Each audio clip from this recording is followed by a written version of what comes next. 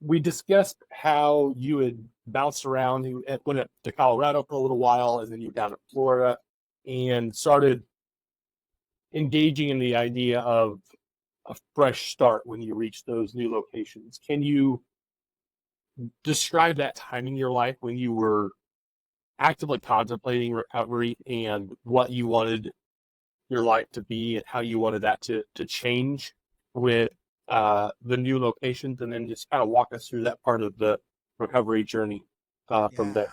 Yeah. So the first one was my move to Colorado when I finished my bachelor's degree. And I hadn't identified alcohol as the problem, the one domino, the big problem. I just knew I wasn't happy and I knew I wanted to make a change. And so I thought moving to a city where I didn't know a single person was that fresh start. But I didn't really know what kind of change I needed to make, and I didn't know why. I didn't know the root cause of my unhappiness. I just knew that I had this identity of like Party Dave, is kind of how I explain it. And I didn't like it. It just didn't sit well with me deep down. But I never really explored that or unpacked that. I just felt like I needed to make a change. And so I told myself, boom, fresh start. We're going to do this. But then the loneliness, the isolation, the weekends off, like, what do I do? Sit in my one bedroom apartment that's minimally furnished because I just packed up what I could fit in a U-Haul trailer and drove to Colorado? Or do I go be social?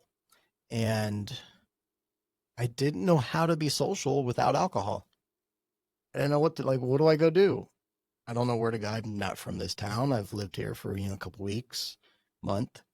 And so I just went back to what I know. And even then, I had the conversation in my mind that, I don't need to black out. I just go out for a couple beers just to, go out with a person that works in the office with me just to get out of the house, so to speak.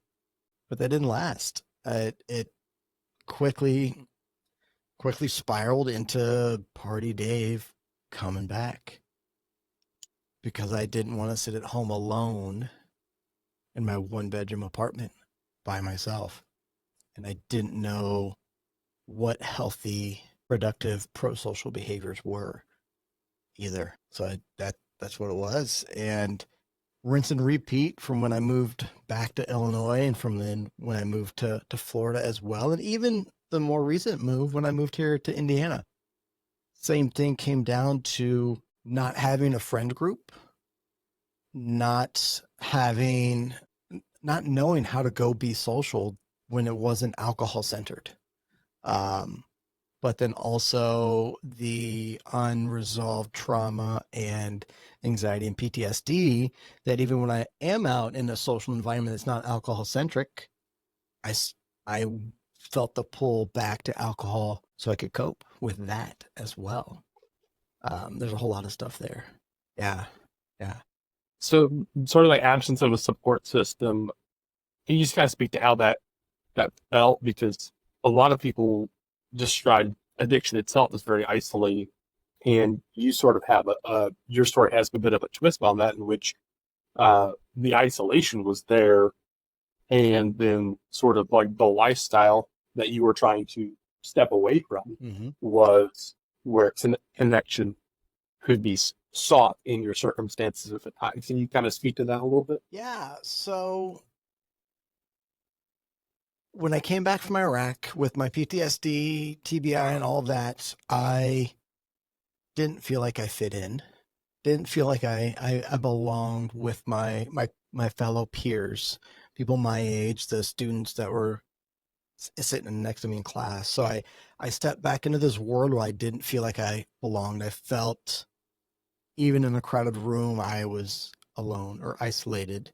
Then living out in the country by myself, um, moving again and again to places where I didn't know anybody, and not having that close knit group But then also throughout my recovery now, what I've been learning too is because of my trauma, I was not letting myself feel. I would keep my emotions locked down in a box, which then impacted my relationships. I didn't let people close to me. So I never built that close knit group of friends, even though I've had great, wonderful people in my life that they were friends, but I always kept them at a distance. I wouldn't let myself be vulnerable. And through that vulnerability is where you have connection and you can bond. And so I never built a close network of friends, a close circle group of friends. I was always kind of a loner, a one-man wolf pack, as they say. Yeah. I don't know if that answers your question or not, but I'm kind of just rambling. But yeah, No, that's kind of what that was like. that does. So what did you do to make a change in that area? Where was it just about finding a way to be vulnerable, or did you have to find people you actually felt like you could be connected with and kind of build a foundation with long term? Yeah. So, D, all the above. Okay. Um, so I'll unpack that a little bit, just being a smart ass. Still to this day, I don't feel like I have that I don't have my people. There are very, very few people, and even then really that don't see all of me. I've been very intentional about trying to find my crowd, my group, but I still haven't found it. I don't feel like I've found it. I'll give you a few examples and I'll kind of go back a little bit further too. In that, like I joined a men's group of very driven men wanting to be better men, better husbands, better fathers, and went on some retreats, even ended up leading a couple activities at the retreat. But I never, I haven't formed a close bond. Like all great guys, I'll be there if they call, but I don't have that. And, I can send them a message every day. Like I don't have that closeness. I joined an entrepreneur group of veterans thinking, hey, I'm an entrepreneur. I'm a veteran. Ought to just boom, hit it off. Great friends. Like they're good people. Like they're friends. We'll try to arrange a get together and stuff. But it's still not that, that circle of trust. That I don't probably didn't say that right, but they're sort of those the outer circle of friends. I still haven't found that safety where I feel like I can just be 100% unfiltered, unedited, raw, vulnerable Dave. I've looked at some Christian groups, men's groups as well. Got involved with some churches through the gym as well. And yeah, I still haven't fully found it. But I'm okay with that.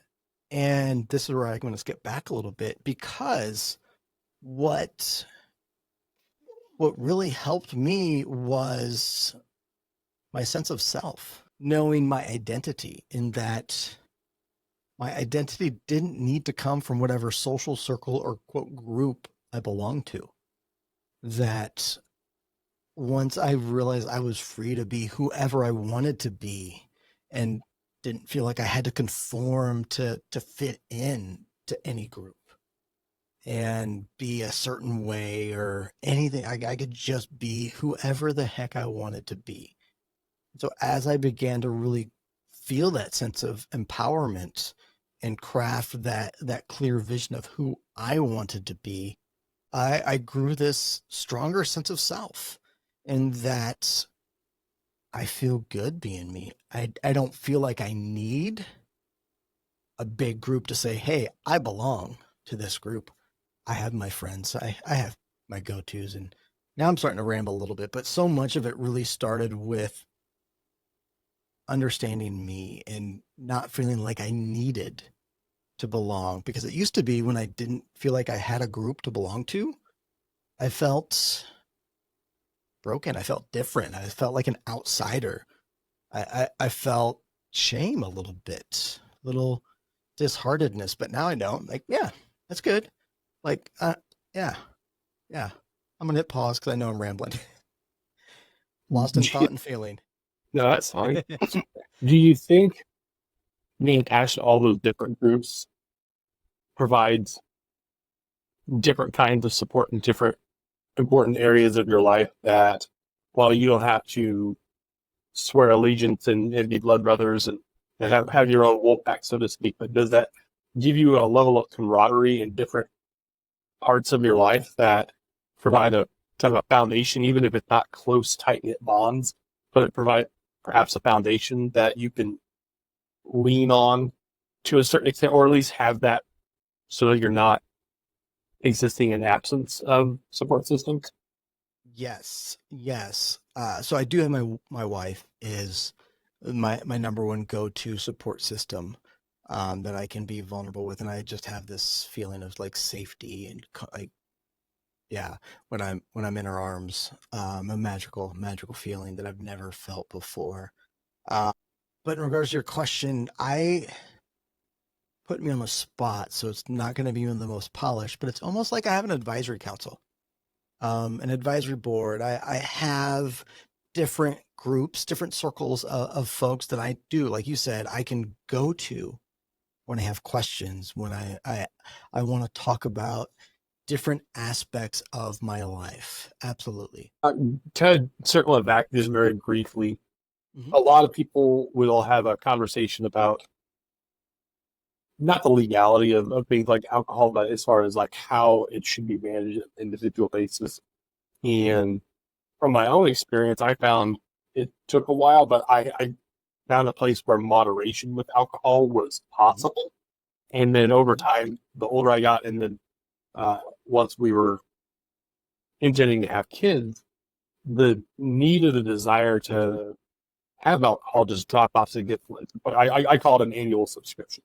It looked like Jack. Every now and again, I will have a drink, and it literally works out to be about a year apart typically. Hmm.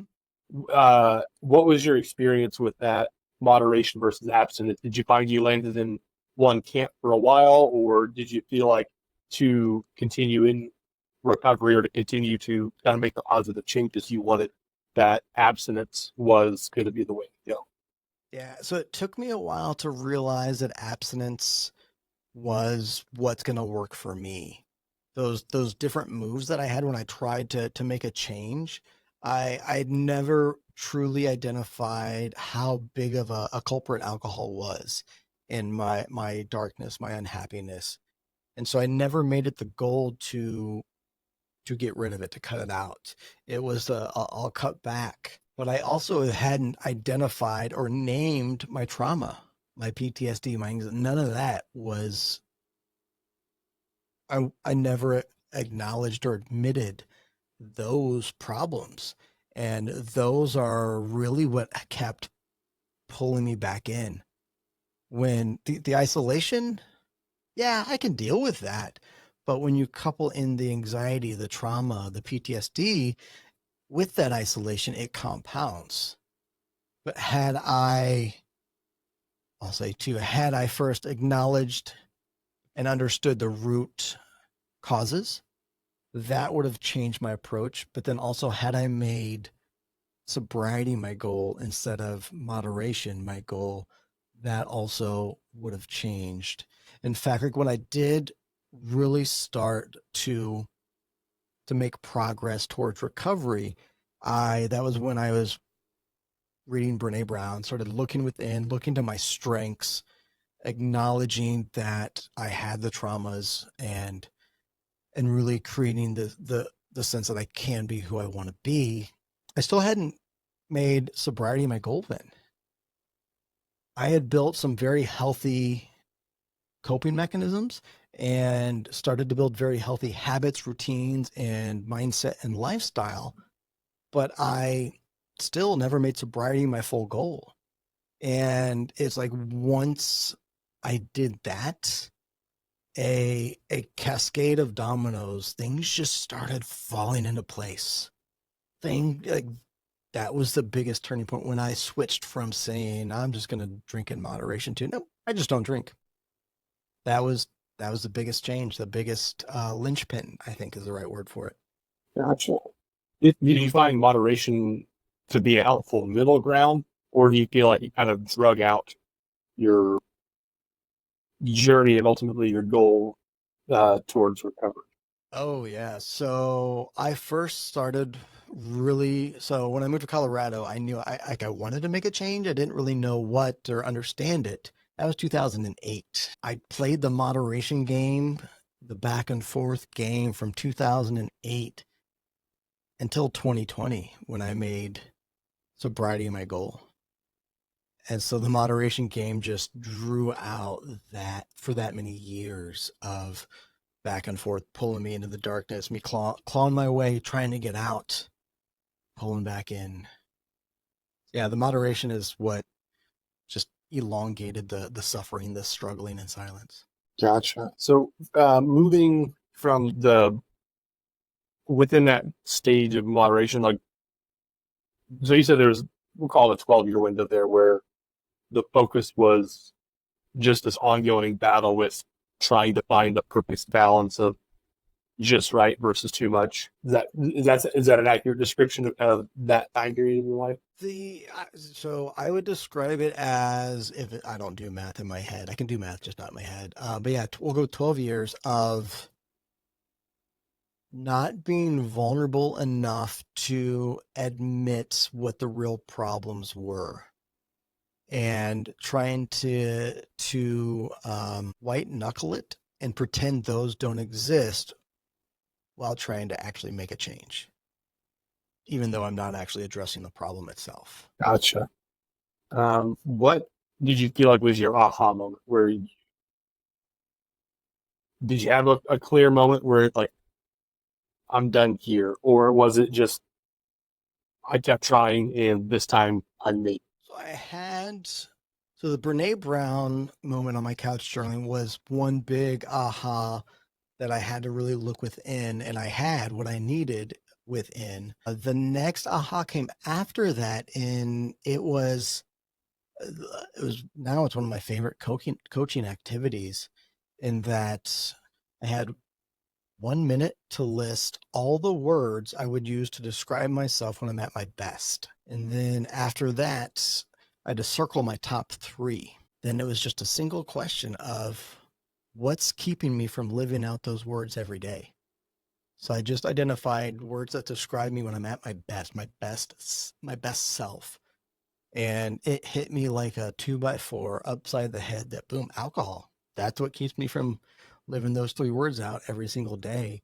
And so that was like the moment it was, oh crap. Okay. So no brainer. That's the problem. That's a problem, but it still took me a little bit to figure out how to go about not drinking, because I was single, living in a 1-bedroom apartment in a town where I really didn't know anybody because I just moved there not long ago, and I was living above 2 bars. So there was a big moment. I identified alcohol as the problem, but it took me a little bit of trying to figure out what I wanted my sober life to look like and how to live that sober life. What kind of building blocks you got to put in place on that journey? So I'd already become very intentional about personal development, reading all the books, Simon Sinek, Brene Brown. And so right around that same time, I actually read Jocko Willnick's books, Extreme Ownership, and then Discipline Equals Freedom. And military background, Navy SEAL, if you don't know Jocko, look him up. I also read Atomic Habits by James Clear, which is another one of my favorite books now. In fact, almost every single presentation I give, I have a quote from him. But I started embracing what folks call as identity-based habits. So I had figured out that my identity had become Party Dave, and I knew I had to break free from that identity. But rather than just, break free from it, I had realized through Brene Brown's reading that I am free to create my new identity. Who did I want to be? And so I became the kind of person that wakes up at 5 a.m. every day. That was one of my identity-based habits. I'm the kind of person that goes to the gym every single morning at 5:30. I'm the kind of person that goes to bed at 9:30 p.m. I'm the kind of person that doesn't pay for subscription services or streaming services because I don't want to get sucked into a Netflix and binge. I want to, if I'm bored, instead of turning on TV, I'm going to read books. I became an avid reader, and I've read books galore, and I read nonfiction books, all to learn. So I started to create these identity-based habits and routines in that they then became second nature because they were habits. They weren't at the time, they were practices, but I was so intentional about creating the habit that they became my identity, and they are what helped me create my new me, who I am, to help me reach sobriety and maintain sobriety. I used an accountability calendar to hold myself accountable. All these different little mechanisms, the positive messaging in my apartment on the walls, my computer backdrop, my phone screensaver.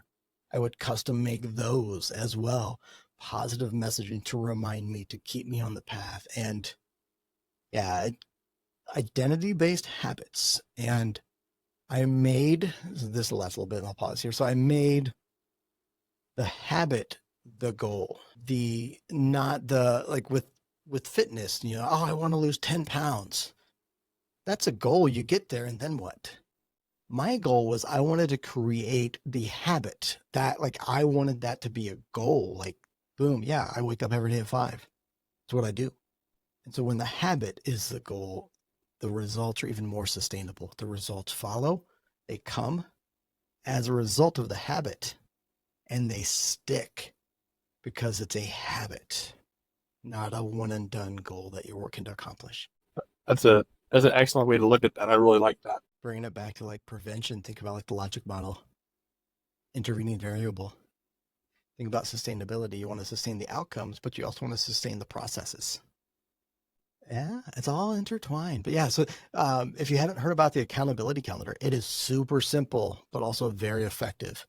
You go to your local store or whatever it may be, and you buy like a desk calendar, actual paper calendar. Phones, no. Computer calendars, no, don't do it. Paper calendar, and get you a marker, bright, big marker, bold, blue, green, red, whatever color you want. And when you identify what you want the behavior to be, so waking up at 5 or workout every day you do that, you put a big X, not a tiny one, not a little check mark, block out the whole day on that calendar. And this calendar is going to be hanging like in your bathroom or in your kitchen where you see it every day, no matter what you do. Because as it fills up with the X's, that's like a pat on the back. You're like, yeah. But if you have a stretch where there's not any X's, it's like a kick in the ass. Just a simple paper calendar and marker.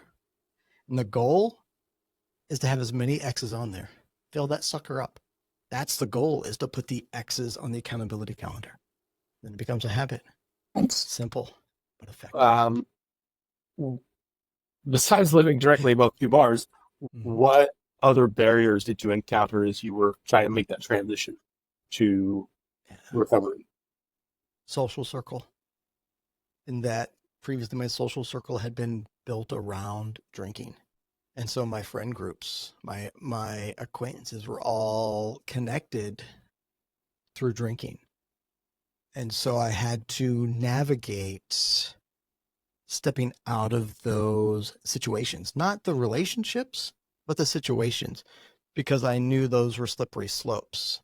I knew I couldn't go to a bar and not drink. And a lot of that was because of the addiction, right? Like that's the way it is. But then also my trauma. And so navigating that, because I'm a very people-focused, I don't want confrontation. I don't want to hurt people's feelings. But I knew I had to set up those boundaries. And that was uncomfortable for me to have to do. And I still have to as well on occasion. So that was a big barrier for me, was navigating those existing relationships. Then early on, being okay with not going out and doing those social activities, maybe not even having what some would call a social life anymore, being okay with that and actually valuing that, which the longer I was, working on myself and building those identity-based habits, it got a lot easier. But early on, that was a challenge. And oh my gosh, I felt a lot of stigma. And I still do on occasion of the, you don't drink? Oh, you have PTSD? Oh, you have anxiety? Yeah. Yeah. So I felt a lot of that early on, even with longtime friends. Oh, I'm going to be back in town. Let's go get a beer. I don't drink. And it got real awkward. Like, oh, what do we do? Because folks are so used to drinking. Yeah, so that was a challenge too. I haven't met many people who it's like, here's why I don't drink. It's all positive things from my past that are why I don't drink. My dad had the perfect excuse. I don't drink. Why? I never did. Never got into it. Mm-hmm. Not a fan. Mm-hmm. No, nobody questioned it. It was just like this casual thing where him turning down a drink didn't become this like, listen, I'm going to argue with you or I'm going to take a big stand there. It was just like, I don't drink. And I think a lot of people miss that in the social pressures that can exist, especially with young people. And that's why some of the prevention messaging around no is a full sentence. I don't drink is a full sentence. Yep. And feeling like you have to explain your decision is the social pressure. Like that feeling is the pressure. There's no obligation involved though. And so most people, once they feel the pressure, don't know what to do, they don't know how to respond. And so they just feel the awkwardness of the situation. And most of the time it's just about disengaging. Going, yeah. Once you move past that, it's really hard for people to go, hold on, let's circle back to why you don't drink again. Yep. They just go, oh, they don't drink. And because it's such a casual response, like they find it understandable where they go, okay. And then that's sort of the end of it. And it doesn't have to be this giant confrontation. I think that's what most people expect when the social pressure is there, is that they are going to have a confrontation and somebody is going to keep putting the pressure on. And it doesn't have to be. It's kind of all about how you address it. And I know that can take some time. What was kind of your experience with just engaging with those people and saying, I don't drink? Early on, because of my existing like friend circle was all alcohol centered, then it was peer pressure. Like, I'm good tonight. Like, I don't want to drink tonight. Bring on the peer pressure. So that was part of the challenge in navigating those relationships. And I learned I had to avoid those situations because I didn't like that peer pressure, and I would either cave or I would have a miserable night.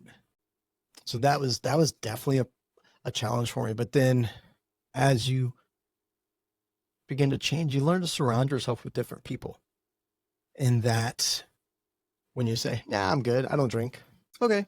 Or, oh, hey, yeah, actually, I can mix up a mocktail for you. I know a great one. Or, hey, we're getting together. We're going to be at the local distillery. But, hey, Dave, I just want to know, like, this distillery has amazing mocktails. And so they're being respectful and inclusive and acknowledging and doing the exact opposite of peer pressure and inviting and making sure that I know that I matter and that my choices matter as well. I'm also in that good place where I don't care if they think I'm weird or different. In fact, sometimes I'll be if you catch me in the right mood, I'll be quite the smart ass if the situation presents it. In that if I say, oh, I don't drink, and they like, oh, how come? Like, well, actually, I'm a little curious. Like, how do you feel about like putting like poison and like a carcinogen in your body? Like, are you trying to give yourself cancer? Like, what? And just be a total smart ass. But of course, situation dependent, of course. But yeah, it's okay to have fun with it. It's all good. Yeah. You've been in recovery for 4 years sustained now, and you have been, how long have you been working in prevention? So I actually started as a cop, and so I kind of say that's when I started in prevention, because that's when I was working as a crime prevention officer, doing alcohol prevention programming and all that. Was 2010. How long were you police officer? 4 years. I went prevention full time, all while still struggling. Tell people kind of the journey you've been on since 2020 when you started your recovery. Feel free to pitch the organizations you work for, the business that you're working on now, Mhm. where people can find you if they want to engage with. Yeah. I know you've got a shop where you got some great Mhm. prevention related swag, we'll call it, and also some very good positive messaging uh, Yeah. gear that is available. Where can people go to find you? Absolutely. Cool. Appreciate that offer there. Yeah. So what I've been doing since, so I jumped to prevention as soon as I learned that it was a thing, all while I was still doing that back and forth, trying to break free from my addiction. And I kept my addiction contained to weekends, to nights off. But yeah, until I finally made alcohol, like sobriety, like sober is the way to go. I still had that back and forth struggle, but I jumped to prevention because I was in it. I needed it. I see the value. I feel the value and the importance of prevention. It's like when I say prevention in my blood and my heart, that is why, because I was still struggling and I know how important prevention is. And I only wish I could have, you know, been upstream and not had to go through the darkness and struggles that I did. So like that is what drives me to work in prevention. Yeah, so I went from college cop to working at the Illinois Higher Ed Center, where I provided training and technical assistance to all the colleges in Illinois around prevention.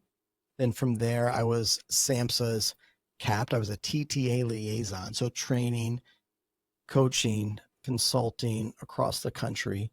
Then from there, I was the very first director of the Mid-America Prevention Technology Transfer Center.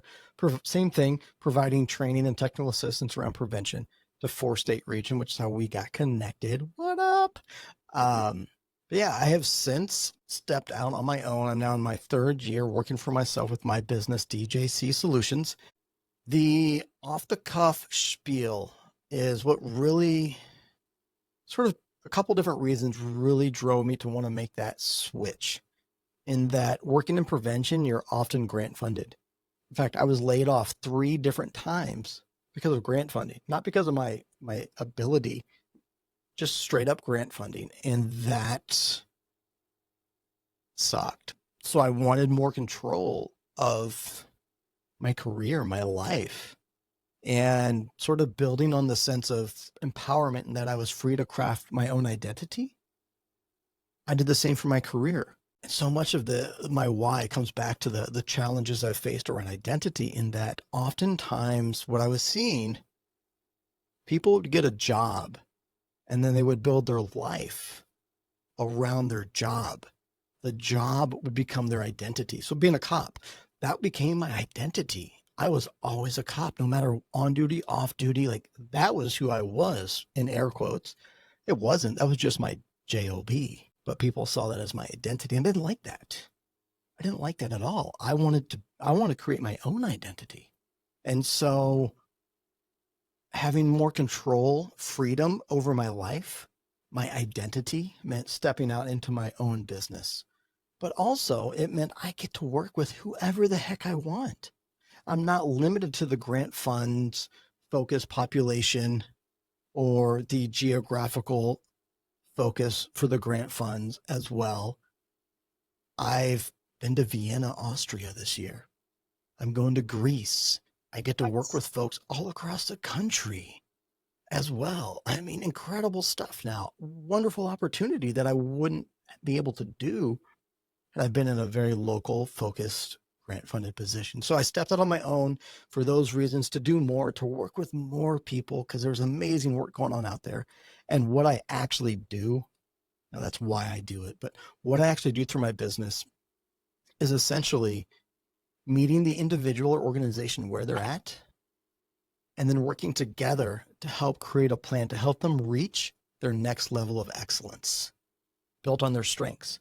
So my recovery story, my transformation was just that, meeting myself where I was at, finding my natural strengths, leveraging those to create a plan to be my best self, to get to my next level of excellence.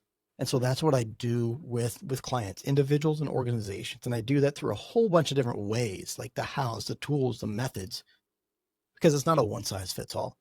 Everybody's situation is going to be unique, going to be different. It's going to take a different approach. Yeah, podcasting, facilitation, training, speaking, got a couple books, online learning. I built LMSs for people as well, all just different things, different ways to help them reach their next level. And yeah, I'm on almost all the socials. I'm not on TikTok.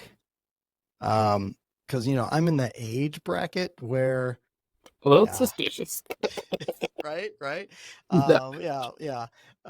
But yeah, I've got Facebook and Instagram and LinkedIn, YouTube as well. Check out my podcast, Prevention Leaders with Dave Closson, all your major podcasting platforms. And folks, just know that I'm always just one email, one instant message away. Don't be a stranger. Don't be a stranger.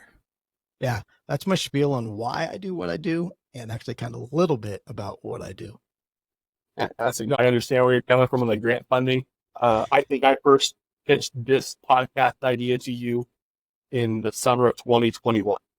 And I made multiple appeals. I checked with people. I had to make sure it was going to be okay with certain groups if I did a podcast through the organization I worked for.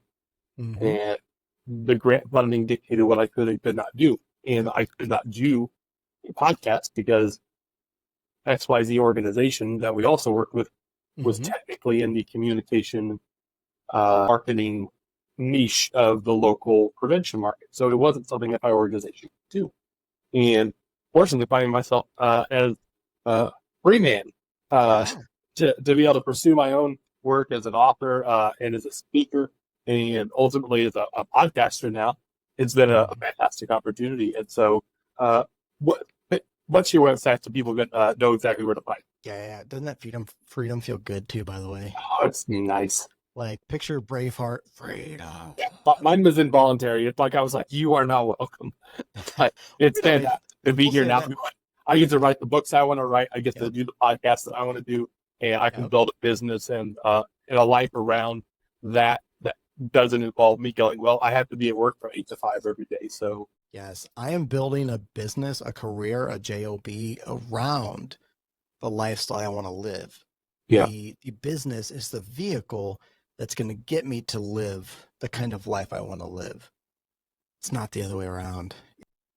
So yeah, website, daveclosson.com, DAVECLOSSON, CLOSSON. I see 3 spellings for Closson since I met you and was like, I don't know which one's right. So yeah, I know. Well, I mean, our joke is, I wish we spelled it like the pickle company because that would mean we maybe actually had money. Yeah, big name recognition there, absolutely. So what we'll do is we'll get all your we'll get links to your website. Shop actually on my website itself. Oh, fantastic! So we'll make sure people have links to all that if they want to check it out. And I'll hook you up with just one single link that's got them all. Fantastic. So last question before we let you go, Dave. What is one thing that you would tell somebody who is either trying to get into recovery or in the early stages of recovery to kind of help keep them motivated and encourage them to keep on the path with them? Yeah, good question. As I sit here and spin the wheels, I'm actually going to draw back to a speech I gave a couple weeks ago on resilience. And where does resilience come from? That comes from 2 places. And so for those listeners that may be struggling right now or still working towards sustained recovery, wherever you're at, I just want you to know that twofold. You've got what it takes. Resilience, strength comes from within. You were born resilient. You are resilient. You have the strengths. You have the skills that you need to reach recovery, to sustain recovery, to get to where you want to go. But also know that just as when you were born, you had help.